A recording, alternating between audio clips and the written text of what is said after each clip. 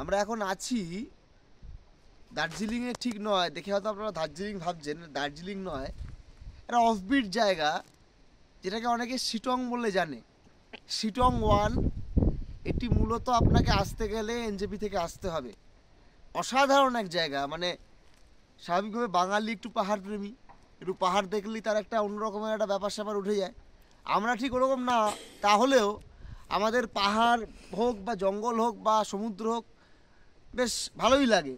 তার উপর এরকম যখন পাহাড়, যে চারিদিকে চা বাগান, তারপর এত উঁচু পাহাড়, এবং সবথেকে বড় কথা একটা অসাধারণ হোমস্টে। এই হোমস্টেটা মূলত একদম শিটং 1-এই, কাউকে বললে আপনি চলে আসতে পারবেন বা গুগল ম্যাপসের সাহায্যে আসতে পারবেন। এটার নাম বোধহয় উডস হোমস্টে বা কিছু এমন একটা নাম রয়েছে, গুগলে সার্চ করলে পাওয়া যাবে। উডস অ্যাডভেঞ্চার ক্যাম্প বোধহয় হোমস্টেটার নাম। হ্যাঁ, এই উডস অ্যাডভেঞ্চার হোমস্টে, এইটা বেশ খরচাবহুল নয়। 1200 টাকায় খাওয়া দাওয়া ধরে, থাকা খাওয়া ধরে একেবারে এক এক জনের জন্য 1200 টাকার রুমগুলো অসাধারণ। মানে আমার তো ব্যক্তিগতভাবে অত্যন্ত পছন্দ হয়েছে, এবং আমার সঙ্গে যারা এসছে বন্ধুবান্ধব তাদেরও বেশ ভালোই লেগেছে।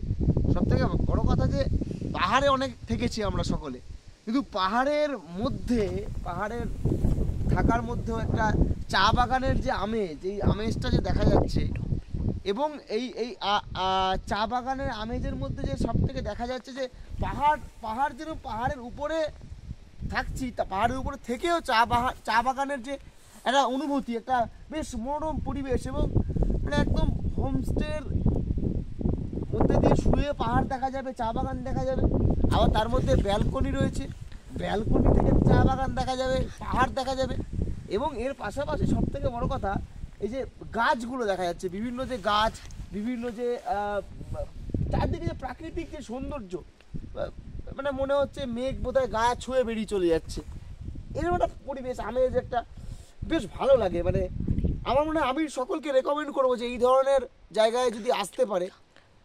সব থেকে আরেকটা গুরুত্বপূর্ণ জিনিস যেটা আমি এখান থেকে জানতে পারলাম, আমি এখনও দেখিনি, যদিও কালকে দেখার মতো সুযোগ হবে। এখন আপতে আপতে দেখা যাচ্ছে, পুরো দেখা যাচ্ছে না, কালকে দেখা যায় বলেছে যে একদম ঘর থেকে কাঞ্চনজঙ্ঘা দেখা যায়।